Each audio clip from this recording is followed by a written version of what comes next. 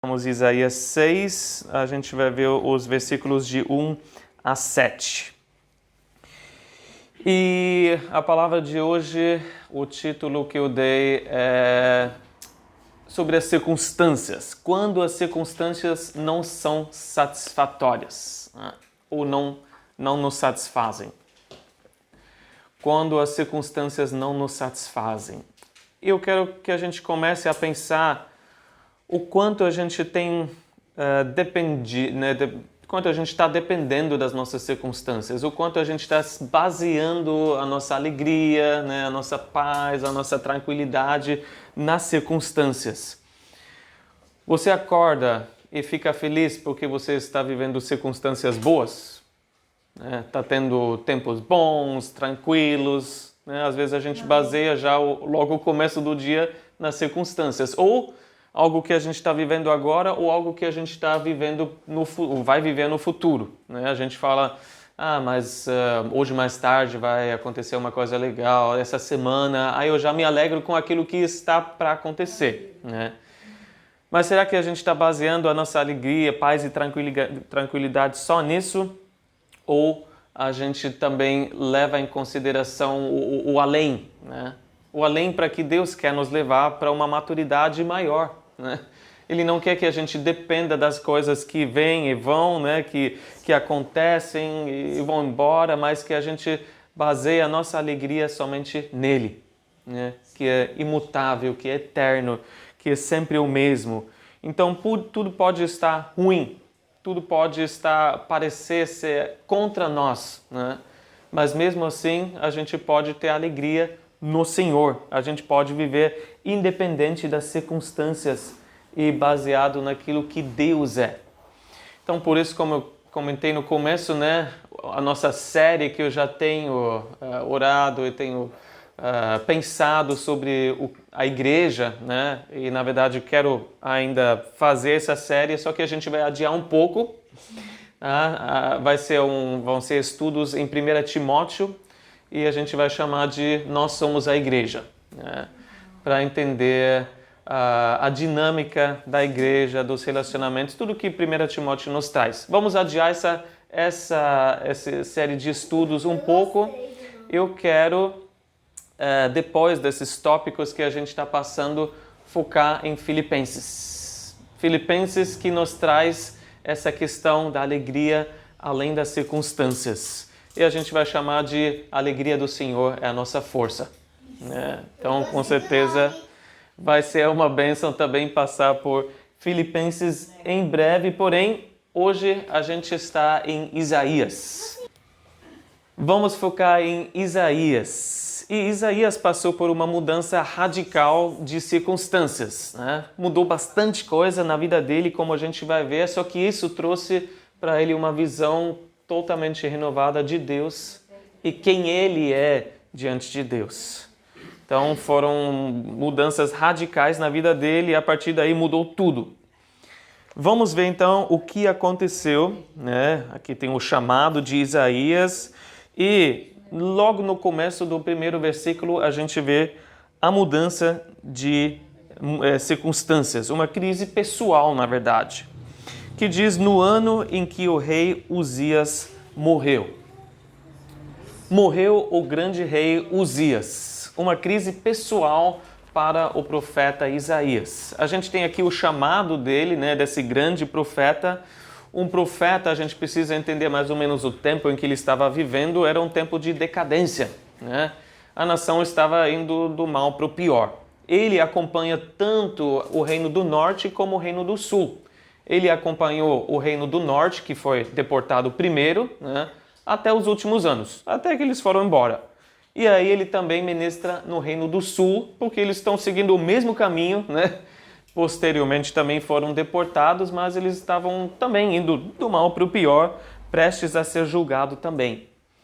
O nome desse profeta Isaías, né, quer dizer Jeová é salvação, Deus é salvação, porque Deus sempre quis salvar a sua nação, não queria deportar eles, não queria que eles passassem por todas essas situações.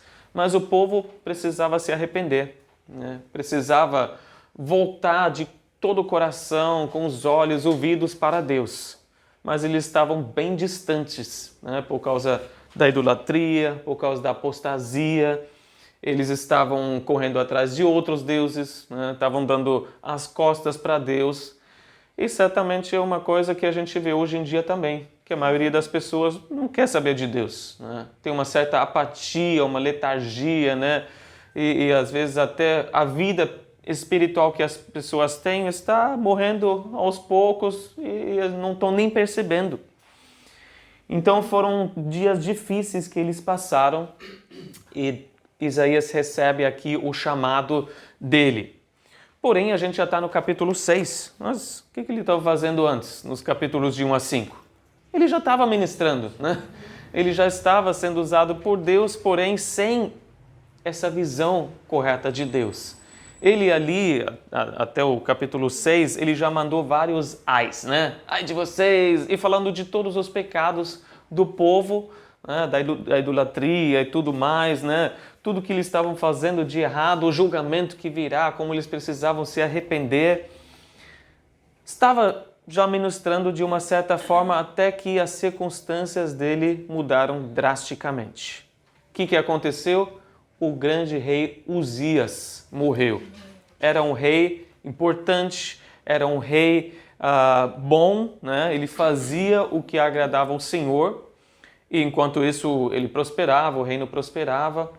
Só que na sua velhice, no final do seu reinado, ele, cheio de orgulho, fez algo que só os sacerdotes podem fazer, que é queimar o incenso diante de Deus. Por isso ele foi julgado com lepra, né? E assim viveu os últimos dias assim. Só que o reinado dele foi muito longo, 52 anos.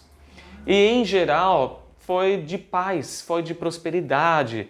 O povo estava indo muito bem. Ele tinha várias conquistas militares, um exército forte, novas tecnologias. Então assim, né? Crescendo de todas as formas. E Isaías era primo desse rei, primo de segundo grau, mas era primo, né? Frequentava o palácio ali, estava próximo do rei, né? Com certeza também espiritualmente, acompanhando esse rei, e os olhos estavam o tempo todo em Uzias. Um rei ótimo, né? Enquanto ele está no trono, a gente está em paz, né? A gente vai prosperar, vai estar tudo bem. O nome dele era sinônimo de paz e tranquilidade. E os olhos de Isaías, como alguém próximo, como um primo, com certeza também estavam no rei Uzias, né? A gente está bem, tomara que ele continue seguindo, né? E fazendo as coisas. Ele confiava naquilo que Uzias podia fazer. E os olhos de Isaías estavam nesse homem. Quando os nossos, né, também precisam estar no Senhor. E aí Deus vai mexer alguma coisa, vai tirar alguma coisa, até que os nossos olhos novamente estejam nele. Até que a gente coloque a nossa confiança só nele, e não em outro homem, não no nosso trabalho, na nossa família, né, nas nossas finanças, nos nossos talentos. No final também tudo pode se tornar um ídolo, né? E a gente pode levantar a um lugar que não deveria estar. E Deus fala, olha para mim, eu sou a sua alegria, eu sou a sua confiança, eu sou a sua tranquilidade, eu sou a sua segurança. As circunstâncias vêm e vão, mas coloca a sua alegria e tudo que você espera naquilo que é eterno, naquilo que é imutável, que sou eu, Deus falando, né? Então, o que a gente faz quando Deus permite circunstâncias adversas, como no caso de Isaías? O que a gente faz? A gente pode pirar, né? Entrar em pânico, a gente pode ver que, meu Deus, está indo tudo para o pior. Tem mudanças talvez na família, na saúde, na sua vida financeira, e você fala, meu Deus, o que está acontecendo? Mas no final, é Deus que está permitindo essas coisas, né? Deus tem uma razão, Deus tem um porquê por trás dessa mudança de circunstância que a gente está vivendo, ou talvez esteja vivendo. E, em primeiro lugar, é sempre uma oportunidade para a gente louvar a Deus mesmo assim. Para a gente louvar o Senhor apesar de tudo. Para a gente decidir de louvar o Senhor porque Ele é digno. É viver a essência do nosso relacionamento com Ele, né? Adorá-lo, louvá-lo, não apenas pelas coisas boas que Ele nos dá, né? Por tudo de bom que Ele já nos deu, Ele está nos dando, adorá-lo quando tudo vai bem, mas também decidir de adorá-lo quando a gente está no vale, né? Quando a gente não vê a luz do final do túnel, né? Quando a gente percebe que a gente está na adversidade, quando tudo vai mal. E a gente fala adorar o Senhor, então, é uma decisão mesmo quando tudo vai mal. Mesmo quando quando eu não consigo ver nada, mas eu vou adorá-lo por quem Ele é. Não apenas pelas coisas que Ele pode dar para mim. Porque Ele é cheio de graça, cheio de compaixão, cheio de misericórdia. Ele continua sendo assim, sempre foi e sempre será. Como eu disse, a nossa próxima série vai ser em Filipenses. E Paulo e Silas, lá em Filipos, eles passaram por vários perrengues, né? E o livro de Atos nos conta que eles estavam na cadeia e tinham sido açoitados severamente. Estavam no tronco, né? Com certeza cheio de feridas, sangrando, com dores. E mesmo assim, lá por volta da meia-noite, eles oraram e louvaram a Deus, cantaram hinos ao Senhor. Eles seriam os primeiros, né, para terem uma razão para ficar deprimido, para ficar abatido, para ficar questionando a Deus, seu chamado, o que eles estão fazendo ali em Filipos, né? Mas eles decidiram louvar o Senhor. Eles decidiram, apesar das circunstâncias adversas, se alegrar no Senhor. E a gente vê que essa é a chave também para Isaías. Isaías, por causa dessa morte do rei, estava abalado, né? Estava começando a buscar a Deus. E aí ele estava permitindo a Deus se revelar de uma forma nova.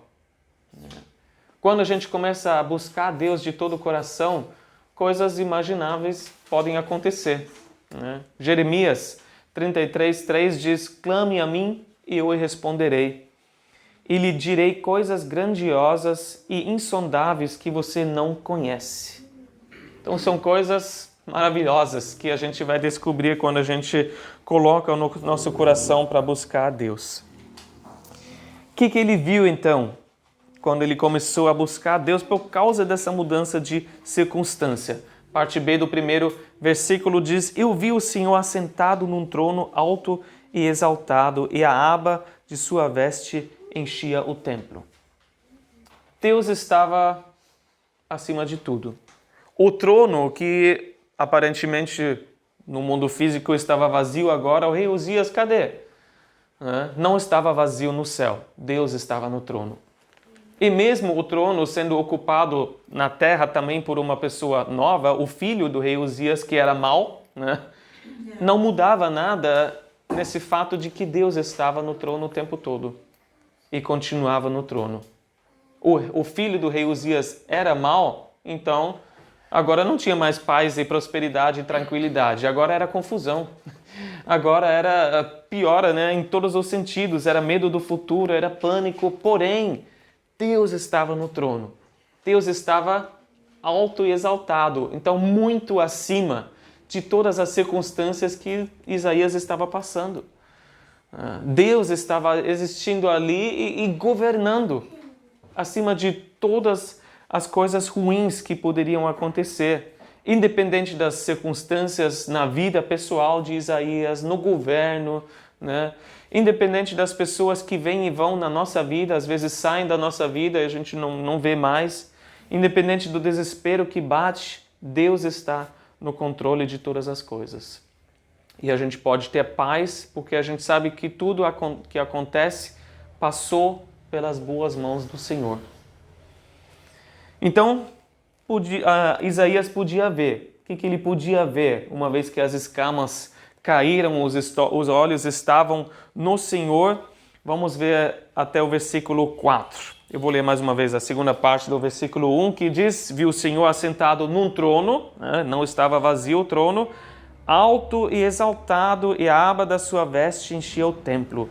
Acima dele estavam serafins, cada um deles tinha 6 asas. Com 2 cobriam o rosto, com 2 cobriam os pés e com 2 voavam. E proclamavam uns aos outros: Santo, Santo, Santo é o Senhor dos exércitos. A terra inteira está cheia da sua glória. Ao som das suas vozes, os batentes das portas tremeram e o templo ficou cheio de fumaça. Deus está no trono do céu. A gente já falou sobre isso, alto e exaltado, acima de todas as circunstâncias, acima de tudo que pode mudar. Ele não muda, Ele é eterno, Ele é imutável, Ele é invisível, né, mas todo-poderoso. Então, infinitamente mais alto, acima de tudo que pode acontecer na nossa vida. De tudo que pode trazer preocupação para nós, seja na família, nas finanças, no trabalho, né? Tudo que poderia nos preocupar. Deus existe, está no trono e reina. Mesmo que o mundo, o universo pare de existir, ele ainda existe, porque ele é transcendente, ele é existente além de tudo, né? Exatamente. Pode passar terra e céu, o Senhor está ali. Ele não depende do nosso tempo, do nosso espaço, né? Ele é Deus, todo-poderoso, alto e exaltado, e a aba da sua veste diz, enchia o templo. A aba é essa majestade do monarca, né? É tão grande que significa ele não consegue trabalhar com isso, né? Se mover às vezes com essa aba toda. Quer dizer, ele precisa de servos, né, que o servem, porque ele é tão glorioso, tão majestoso. A gente tem isso no vestido de noiva também, né? Precisa de alguém para pegar o véu ali, né? Porque é um dia tão especial que ela está toda, né, bonita dessa forma. E ali fala que enchia o templo todo. Quer dizer, tanta majestade que a gente não consegue nem imaginar. A gente tem um rei tão glorioso, tão majestoso, tão maravilhoso que não tem como ficar indiferente. Você vendo um rei assim, vai prostrar os joelhos, né? Vai se prostrar e se jogar ao chão. Não tem como ficar indiferente, sentado e apenas assistindo. E quem Isaías viu, na verdade, João nos conta. Interessante que João, citando ali também alguns versículos que estão nesse capítulo 6, em João 12:41, diz: Isaías disse isso porque viu a glória de Jesus e falou sobre ele. Então foi a glória de Jesus que ele viu, essa majestade, né? A aba da sua veste enchendo o templo e adorado por anjos, a gente viu. O que esses anjos fazem? Os anjos que estão diretamente na presença do Senhor, que estão cheios de olhos, que nos dá a ideia de conhecimento, né? Eles conhecem Deus por completo. O que eles fazem? Eles adoram 24 horas, né? Eles adoram o tempo todo, sem parar. Imagina se a gente tivesse o conhecimento que esses anjos têm, se a gente pudesse ver o Senhor como os anjos veem, a gente também adoraria o tempo todo, né? Não teria mais nada para falar, para dizer, para fazer do que adorar o Senhor o tempo todo. E as asas, 6 asas, 4 asas, eles estavam se cobrindo e 2 asas, eles estavam voando. Essa cobertura nos fala da humildade, né? Nem os anjos de Deus não têm pecado, né? Nem esses anjos são dignos de, né, se apresentar ali na presença de Deus, mas em humildade adoram Ele. E a gente faz bem, né, seguindo esse exemplo, se a gente tem mais adoração humilde diante de Jesus, antes que a gente comece a voar, né, no serviço do Senhor, né, ou na obra do Senhor. A gente não pode negligenciar o nosso tempo a sós com Deus, né, o nosso tempo aos pés de Jesus, adorando em humildade, reconhecendo quem Ele é, quem nós somos. E aí a gente pode voar, né? E correr para os afazeres e continuar com tudo que a gente precisa fazer. E o que esses anjos proclamaram? Eles falaram, Santo, Santo, Santo. Porque Deus é santo, né? Deus é perfeito. 3 vezes, né, no hebraico, isso nos dá a ideia de intensidade, né? Ele é 3 vezes santo, mas também nos traz a ideia da trindade, né? Deus o Pai santo, o Filho é santo, o Espírito santo, né? Já está até no nome. Mas essa característica, então, se destacava para esses anjos, né? Santo, Santo, Santo. Ele é santo. Poderia chamar de poderoso, amoroso, né?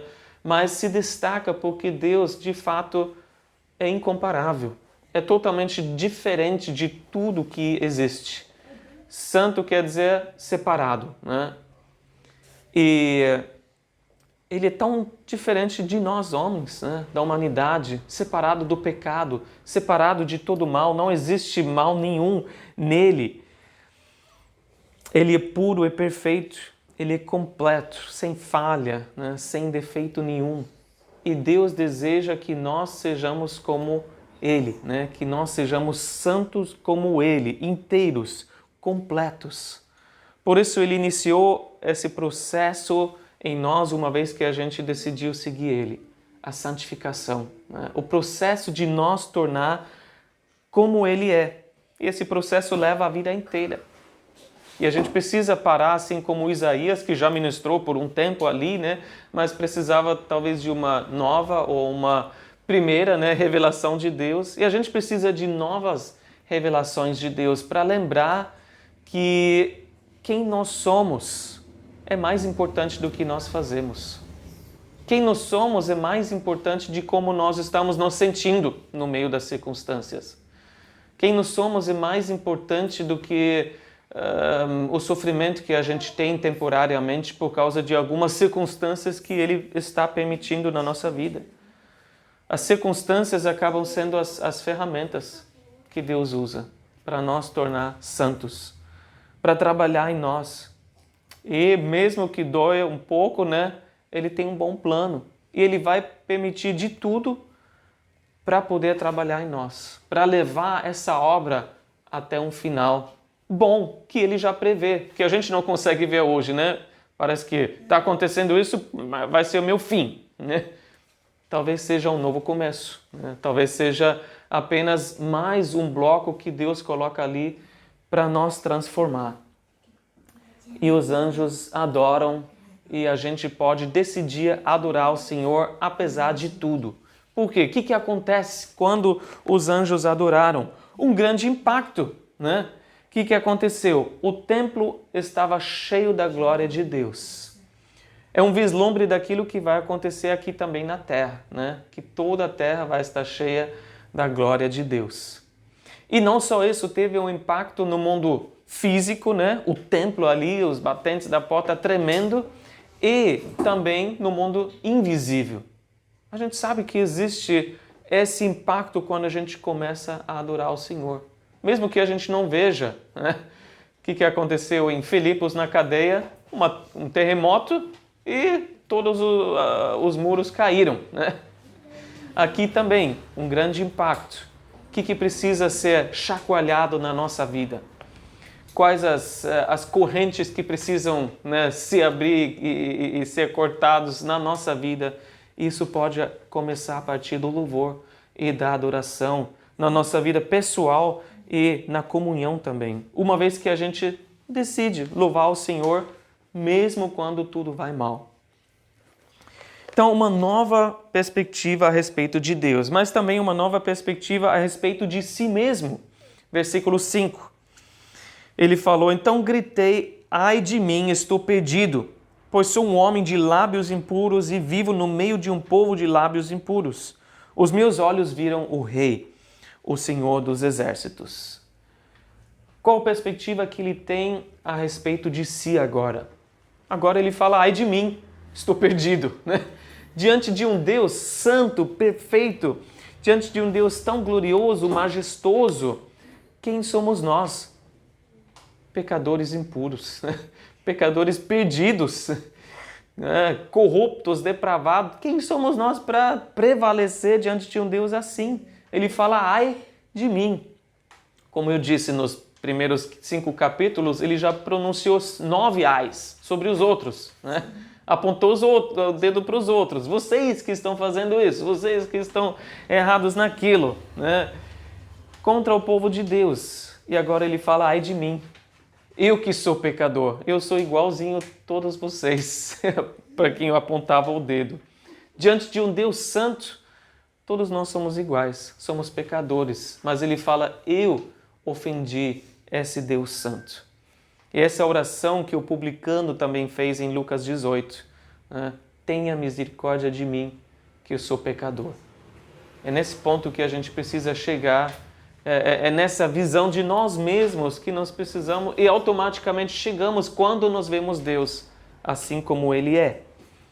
Ele falou, ai de mim. Comparado com esse mundo, a gente não é tão ruim assim, né? Dependendo o pano de fundo, né, que a gente coloca, mas diante de um Deus santo, a gente está perdido, né? A gente some, né? Dependendo do fundo que a gente coloca. Se você tem um diamante, nossa, é lindo, mas coloca num fundo preto e ilumina, você vê as imperfeições. Se a gente coloca Deus santo no fundo da nossa vida, a gente vê todas as imperfeições. E várias outras pessoas já queriam até fugir, né? Eu não aguento, não quero isso, né? A gente vê até Pedro, quando ele foi chamado, né? Eles não tinham pegado peixe nenhum de noite, né? Jesus fala, vai de novo, tenta de novo. E de repente as redes vêm cheias. De repente ele percebe quem é esse homem que parece um homem comum, mas não é nada comum. E ele fala em Lucas 5:8, ali, quando Simão Pedro viu isso, prostrou-se aos pés de Jesus e disse, afasta-te de mim, Senhor, porque eu sou homem pecador. Quando ele percebe que não é um homem qualquer, esse Jesus é um homem especial, esse Jesus é Deus, né? Ele fala, quem sou eu? Um homem pecador. E às vezes a gente tem até a tendência de falar, então afasta-se de mim, porque eu não aguento mais ver as minhas imperfeições. Mas Jesus nos chama para ver junto essas imperfeições, para tratar junto, né? E para no final a gente entregar essas áreas, como a gente já vai falar, para Ele, para que Ele possa tratar. Mas Isaías vê o Senhor Jesus e fala, ai de mim, né?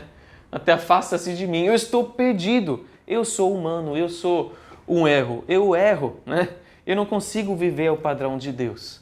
Mas nesse momento, o que Deus fala? Agora sim a gente está falando. Agora sim eu consigo trabalhar com você. Antes era só Isaías. Agora é Deus Santo. Esse é um real encontro com o Senhor. E ninguém que vê o Senhor dessa forma, de verdade, continua sendo uma pessoa orgulhosa. Não tem como. Não faz sentido um cristão orgulhoso. Um cristão de verdade orgulhoso não existe. A visão correta de Deus nos faz humildes. E a gente vê que é um progresso até na vida de Paulo. Porque Paulo nos mostra o que ele achava de si mesmo. Eu vou destacar 3 versículos. O primeiro em 1 Coríntios 15:9. 1 Coríntios foi escrito antes dos outros livros que eu vou mencionar. 1 Coríntios 15:9, ele disse, pois eu sou o menor dos apóstolos, e nem sequer mereço ser chamado apóstolo, porque persegui a igreja de Deus. Eu sou o menor dos apóstolos. Essa era a ideia de si mesmo. Mais tarde, alguns anos para frente, ele escreveu Efésios 3, de 7 a 8, ele proclamou, embora eu seja o menor dos menores de todos os santos, foi-me concedida esta graça de anunciar aos gentios as insondáveis riquezas de Cristo. Então, de todos os santos, todos que são salvos, todos os cristãos, eu me considero o menor. por causa de tudo que eu fiz, por causa de toda a revelação de Deus que eu tenho. Quem sou eu? E mais tarde, em 1 Timóteo, ele escreveu, 1 Timóteo 1,15, esta afirmação é fiel e digna de toda aceitação. Cristo Jesus veio ao mundo para salvar os pecadores, dos quais eu sou o pior. E aí ele se viu como Pedro, como Isaías, né? De todos os apóstolos eu sou o menor, de todos os santos eu sou o menor, de todos os pecadores eu sou o pior. Porque Deus, comparado com a minha vida, é tão santo, santo, santo, elevado. Ele, então, confessou isso e Isaías também confessou. O que ele confessou? Eu tenho lábios impuros. Eu olho para mim e a mesma coisa, a primeira coisa que aparece são esses lábios, que Isaías já tinha falado várias coisas. E aí você fala, não, mas eu não minto, né? Eu não engano as pessoas, não xingo. Mas diante de um Deus santo, você tem lábios impuros, né? A gente não fala o que deveria, a gente não louva o Senhor como deveríamos, a gente não agradece o Senhor ou as pessoas como a gente deveria. E a gente ainda fala o que nós não deveríamos. Quantas vezes a gente não critica, julga, reclama e o tempo todo, e a gente nem percebe, né? E a gente fala, nossa, como os meus lábios são impuros, não são inteiros, não são completos, não são perfeitos. E além disso, Isaías ainda confessa, eu vivo no meio de um povo com lábios impuros. Mas isso começa em mim. Não vou apontar o dedo, são eles. Eu sou eles, eu faço parte desse povo. Eu sou tão ruim quanto eles. Eu tenho isso. Eu sou igualzinho a eles, não sou melhor. Eu sou tão ruim e não merecedor da graça de Deus. E aí o que acontece? A resposta imediata para essa confissão é que Deus manda um anjo, né, com uma brasa viva. Vamos ver os últimos 2 versículos do nosso texto, 6 e 7. Logo um dos serafins voou até mim, trazendo uma brasa viva, que havia tirado do altar com uma tenaz. Com ela tocou a minha boca e disse, veja, isto tocou os seus lábios, por isso a sua culpa será removida e o seu pecado será perdoado. Logo seguindo a confissão, Deus manda o perdão, né? Aliás, no mesmo momento, o anjo leva essa brasa viva do altar, quer dizer, ainda está queimando, né? Essa brasa viva, ele precisa até usar uma tenaz. O fogo queima, mas também o fogo purifica, né? Sempre esse símbolo na palavra de Deus que o fogo nos purifica. E onde foi que essa brasa viva tocou? Foi nos olhos, foi nos ouvidos, foi nos pensamentos, nos pés, nas mãos, não, foi na boca. Porque ele confessou, os meus lábios são impuros. E foi bem ali onde ele confessou que então a purificação veio. Com certeza não foi a única, né, o único lugar onde ele precisava ser tocado. Com certeza não foi a única vez que isso aconteceu, mas precisava acontecer várias outras vezes. Mas é isso que Deus deseja. Ele quer tocar em todas as nossas áreas, né? Ele quer que a gente confesse para que a gente então possa ser tocado e purificado, que a gente fale, eu tenho ouvidos impuros, eu tenho olhos impuros, eu tenho pensamentos impuros, né? Eu tenho mãos e pés impuros, faço coisas que não deveria. E aí a gente vai entregar uma por uma, né, essas áreas da nossa vida. Ele vem com a brasa viva tocando e nos purificando. E essa brasa viva, o fogo, né, na palavra de Deus, é um símbolo do Espírito Santo. O Espírito Santo que nos transforma, que nos purifica, que vem, e Ele mesmo, quando a gente busca o Senhor, Ele coloca o dedo, né, naquela área que a gente mais precisa. Tem um monte, né? E às vezes a gente fala, não sei nem onde começar. Mas o Espírito fala, aqui, eu quero que você confesse isso, para que isso seja purificado e perdoado na sua vida. E aí a gente vai partir para a próxima área, o próximo ponto. É um processo de levar essas coisas diante do trono de Deus. Mas a gente tem que começar uma vez, né? Se a gente fala, não vou confessar, não vou levar nada diante do trono, da cruz de Jesus, onde a gente vai parar? O processo de santificação paralisa ali. Mas é um processo da gente levar aquilo que o Espírito Santo nos mostrou diante do trono de Deus. E aí ele vai mostrar outra coisa, vai colocar o dedo em outra coisa, e essa vai ser a próxima que a gente leva diante do Senhor. Esse é o processo, mas o perdão é imediato. Como que o anjo se aproximou de Isaías? Ele perambulou, ele andou, caminhou, pulou, não, ele voou. Foi imediatamente, com essa velocidade. Eu não sei o quão rápido um anjo consegue voar. Imagino que deve ser mais rápido que a luz, né? O que a gente tem como medida mais rápida. De qualquer forma, ele logo chegou ali e deu o perdão para Isaías. Quer dizer o quê? Assim que nós confessamos, somos perdoados. A palavra ainda está na nossa boca e Deus já fala, você está perdoado. É isso que eu precisava, que eu estava esperando. Só a sua atitude, você falar, e a misericórdia voa até nós. 1 João 1,9 diz, se nós confessamos os nossos pecados, Ele é fiel e justo para perdoar os nossos pecados e nos purificar de toda a nossa injustiça. Quer dizer o quê? Se a gente não confessa cada pecado detalhadamente, a gente não vai ser perdoado? O perdão já foi liberado na cruz, né? Todos os nossos pecados já foram perdoados. É importante confessar? Sim, mas principalmente para que a gente seja purificado, que o mesmo versículo fala isso, né? Para que a gente seja perdoado e purificado de toda nossa injustiça. Porque Deus não vai nos santificar, né? Purificar sem a nossa concordância. Ele não vai fazer alguma coisa em nós que a gente não deseja, não quer. E confessar mais nada é do que concordar com Deus. Deus, o Senhor está certo, eu estou errado. Eu estava errado, peço perdão, eu confesso que eu fiz isso, me perdoa e me purifica. E Deus fala, você deseja, eu também desejo a sua purificação, a sua santificação.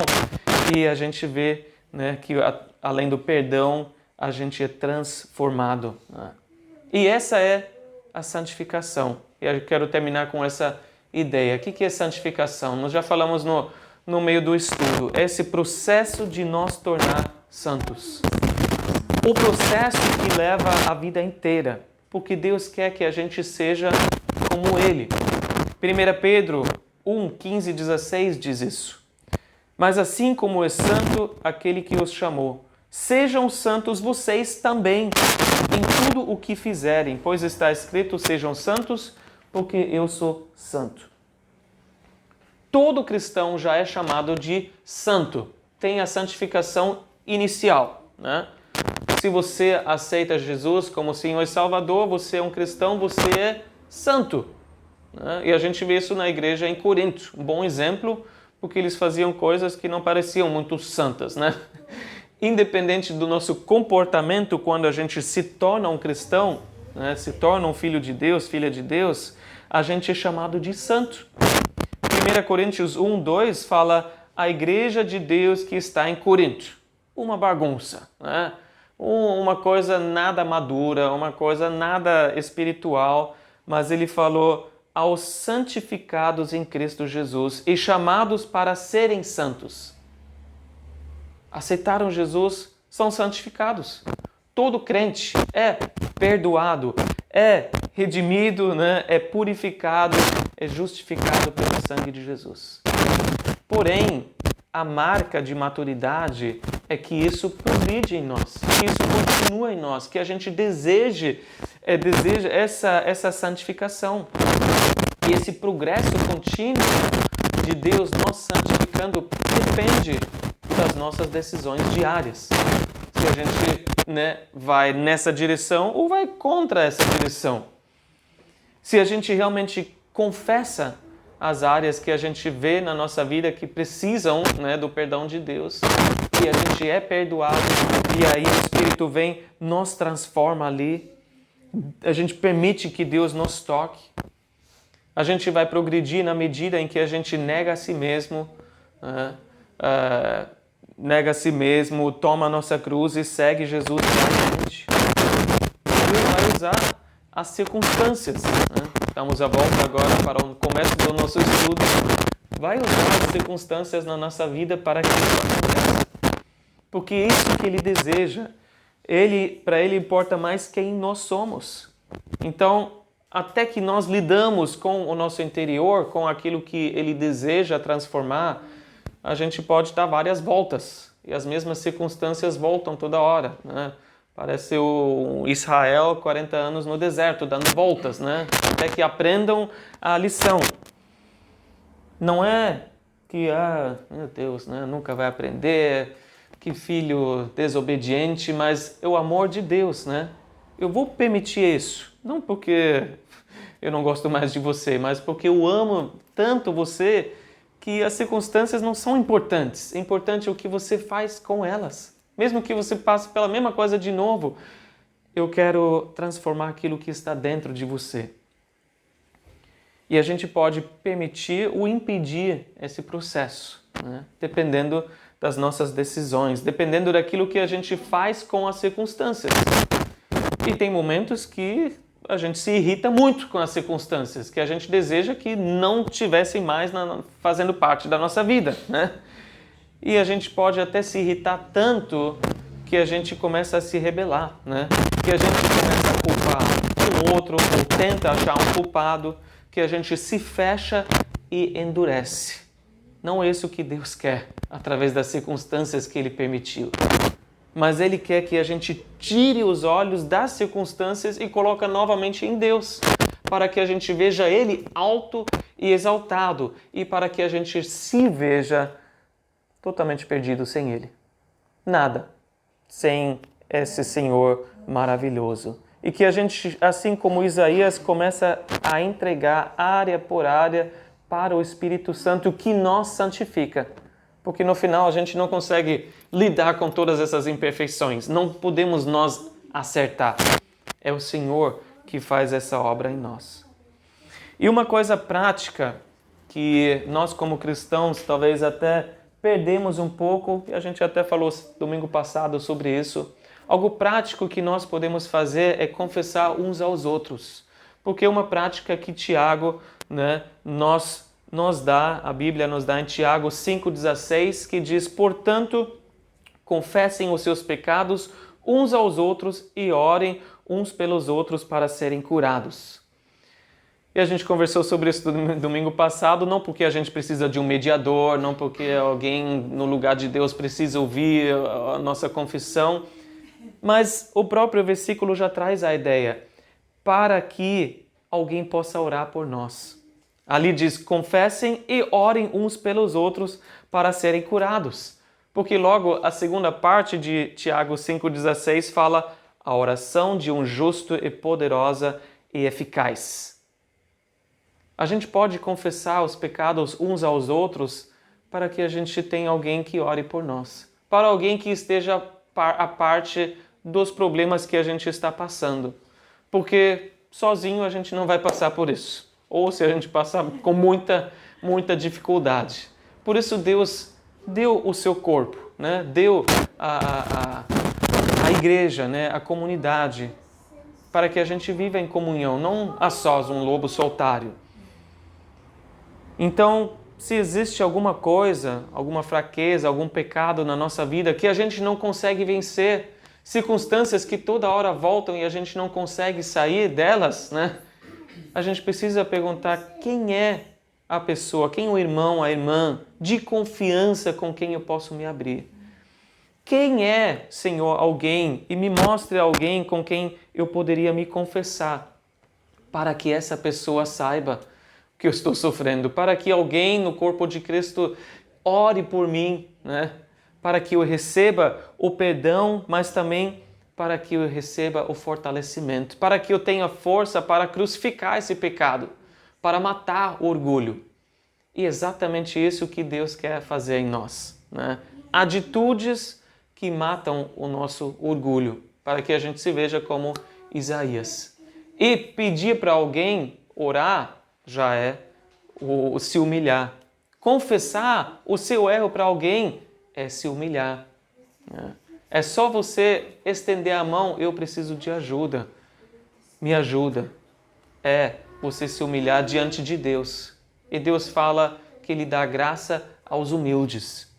Se a gente toma essas atitudes, é o primeiro e mais importante passo para que a gente também saia, né, de um círculo aí de circunstâncias que parece que não saem da nossa vida. Então Deus está, de fato, mais interessado em quem nós somos. Está interessado na nossa santificação, muito mais do que em nosso bem-estar físico, emocional, momentâneo, nesse momento, ou nas circunstâncias que estão na nossa vida. Mas que a nossa alegria, a nossa paz, a nossa confiança esteja no Senhor e não nas circunstâncias. E a gente vai meditar mais sobre isso e tantas situações que podem aparecer na nossa vida a partir do livro de Filipenses, que a gente vai ver a alegria do Senhor é a nossa força. Amém? Vamos orar. Deus, obrigado pela Tua graça que Tu mostras aos humildes, Senhor. Nós confessamos que nós não somos, Senhor, tão humildes quanto a gente queria, que a gente, Senhor, não é tão espiritual quanto a gente deseja, que a gente não é tão santificado, Senhor, como nós já gostaríamos ser. Mas nós estamos tão longe, Senhor. E mais ainda quando te vemos como Tu és, auto-exaltado no Teu trono, Senhor, reinando, governando sobre todas as coisas. E inclusive permitindo várias adversidades e dificuldades na nossa vida nesse momento. Tu sabes, Senhor. E as outras pessoas só sabem na medida em que a gente compartilha, confessa e pede oração. E nós te pedimos, Senhor, que através do Teu corpo, Senhor, através dos irmãos que estão ao nosso redor, nós possamos receber também a Tua ajuda, mas que acima de tudo nós possamos receber, Senhor, a Tua purificação, o Teu perdão quando nós erramos, onde nós pecamos, Senhor. E também, Senhor, a sabedoria para lidar com os momentos que nós estamos enfrentando. Nós pedimos, Senhor, por cura onde estão enfermos, Senhor, nós pedimos pela Tua provisão, onde as contas nos preocupam, nós te pedimos por restauração, onde relacionamentos nos preocupam também, mas acima de tudo, Senhor, sabemos que as coisas acontecem porque o Senhor em algum momento permitiu para que o nosso coração se volte a Ti.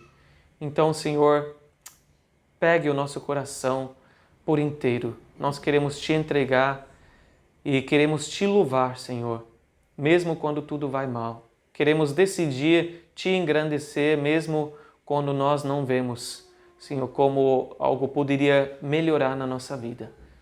Tu és o nosso bem melhor, Tu és tudo que nós precisamos, tudo que nós sempre vamos ter, Senhor, ou já tivemos. E se nós temos a Ti, temos tudo que nós precisamos de fato. Te louvamos e Te agradecemos pela Tua obra em nós, que o Senhor começou e vai completar também. Em nome de Jesus. Amém.